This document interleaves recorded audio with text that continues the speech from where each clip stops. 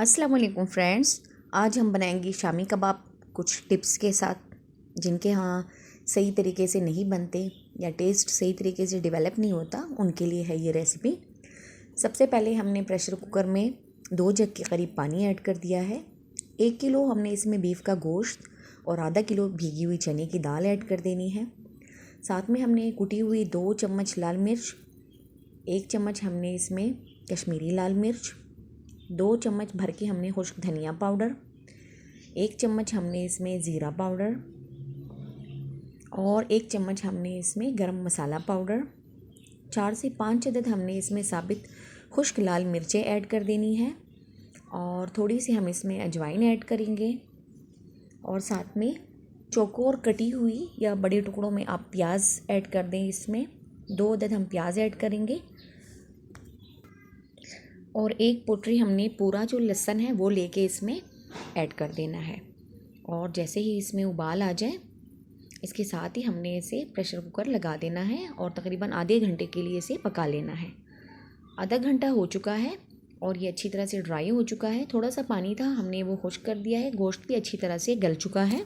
अब इसे एक खुले मुँह वाले बर्तन में हमने निकाल देना है और इसे अच्छी तरह से ठंडा कर लेना है।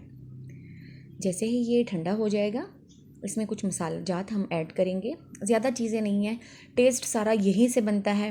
अगर आप इस बात का ख्याल रखेंगे तो आपके कबाब बहुत अच्छे तरीके से बनेंगे और टेस्ट बहुत ही ज़्यादा होगा। आपको खाने में बहुत ही मज़ा आएगा। अब सारा हमने इसमें निकाल लेना है और एक मैशर लेके अच्छी तरह से हमने इसे मैश कर देना है। अगर आप इसे किसी ब्लेंडर वगैरह में करेंगे तो ये भी बहुत ज़्यादा बारीक हो जाएगा।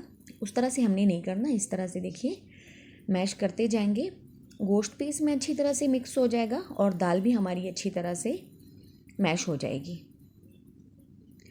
और ये देखिए जनाब, इसका एक अच्छा सा पेस्ट तैयार हो गया है और गोश्त इसमें सारा रेशा रेशा हो चुका है।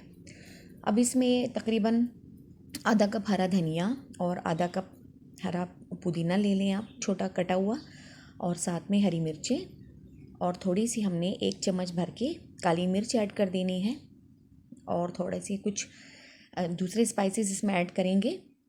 और साथ में हमने इसमें एक अंडा ऐड कर देना है और इसे अच्छी तरह से मिक्स कर देना है। इससे बेहतरीन शामी कबाब हो ही नहीं सकते। अगर आप इन मसालों का इस्तेमाल करेंगे तो यकीन करें आपके कबाब बहुत अच्छे बनेंगे, ना टूटेंगे, बहुत ही क्रिस्पी और ख़स्ता बनेंगे। और दूसरी बात यह है कि अगर आप इसे तकरीबन 3 से 4 महीने के लिए फ्रीज़ करेंगे तो भी आप आराम से इसे कर सकते हैं। हाथों की मदद से हमने इसे अच्छी तरह से मिक्स कर देना है और इसे थोड़ा सा हम फ्रीज़र में रखेंगे या फिर फ्रिज में रखें ताकि ये थोड़ा सा गाढ़ा हो जाए। अगर आपको ज़्यादा ये पतला लगे और आपको लगे कि इसमें से कबाब नहीं बन सकते तो आपने सिंपल क्या करना है, इसमें थोड़ा सा ब्रेड ऐड कर देना है। और ये देखिए अच्छी तरह से ये कबाब की फॉर्म में आ चुका है। तो इस तरह से हमने इसके कबाब बना लेने हैं और फिर आप अंडे में डिप करके इसे फ्राई भी कर सकते हैं, लेकिन मैं इसे फ्रीज़ करने के लिए बना रही हूँ। तो सिंपल हम इसके कबाब बनाएंगे इस तरह से गोल, और तमाम कबाब हमने बना के किसी बर्तन में जो है स्टोर कर देने हैं। कोई भी कंटेनर है आपके पास, आप उसमें आराम से इसे स्टोर कर सकते हैं। तो लीजिए जनाब, सारे कबाब बन चुके हैं। इस तरह से एक करके हमने इसमें शापर रख दिया है और कबाब हमने इसमें ऐड कर दिए हैं। बहुत ही ज़बरदस्त कबाब तैयार हैं। एंजॉय करें। Thank you.